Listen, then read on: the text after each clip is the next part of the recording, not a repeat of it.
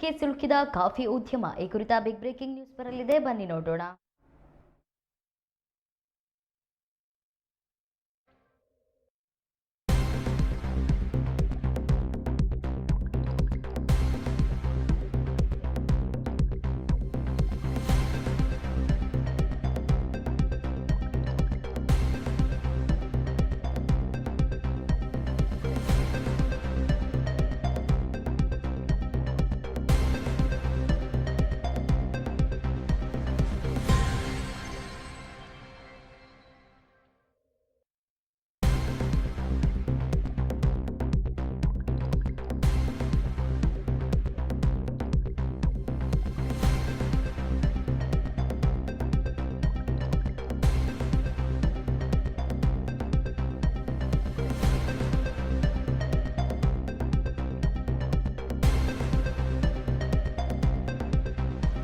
ಇಡೀ ಜಗತ್ತನ್ನೇ ತಲ್ಲಣಗೊಳಿಸಿರುವ ಮಧ್ಯಪ್ರಾಚ್ಯ ಯುದ್ಧದ ಪರಿಣಾಮಗಳು ಈಗ ಕರ್ನಾಟಕದ ಕಾಫಿ ತೋಟಗಳಿಗೂ ತಟ್ಟಿವೆ.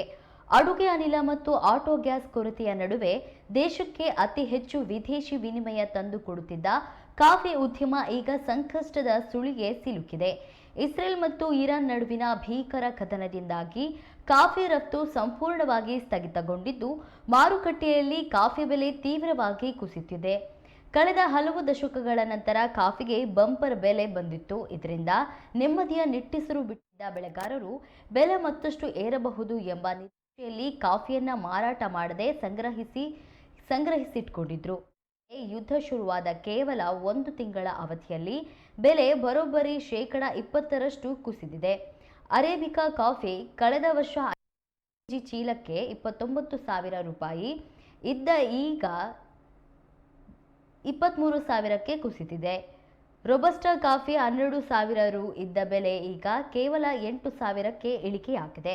ಒಂದೆಡೆ ಯುದ್ಧದಿಂದ ರಫ್ತು ನಿಂತಿದ್ದರೆ, ಮತ್ತೊಂದೆಡೆ ಜಗತ್ತಿನ ಅತಿದೊಡ್ಡ ಕಾಫಿ ಬೆಳೆಗಾರ ರಾಷ್ಟ್ರಗಳಾದ ಬ್ರೆಜಿಲ್ ಮತ್ತು ವಿಯೆಟ್ನಾಂನಲ್ಲಿ ಈ ಬಾರಿ ಉತ್ತಮ ಫಸಲು ಬಂದಿದೆ. ಕಳೆದ ವರ್ಷ ಅಲ್ಲಿ ಫಸಲು ಕೈಕೊಟ್ಟಿದ್ದರಿಂದ ಭಾರತದ ಕಾಫಿಗೆ ಭಾರೀ ಬೇಡಿಕೆ ಇತ್ತು. ಆದರೆ ಈಗ ಆ ದೇಶಗಳಲ್ಲೂ ಫಸಲು ಚೆನ್ನಾಗಿರುವುದು ಮತ್ತು ಯುದ್ಧದ ಪರಿಣಾಮ ರಫ್ತು ರದ್ದಾಗಿರುವುದು ಬೆಳೆಗಾರರ ಗಾಯದ ಮೇಲೆ ಬರೆ ಎಳೆದಂತಾಗಿದೆ.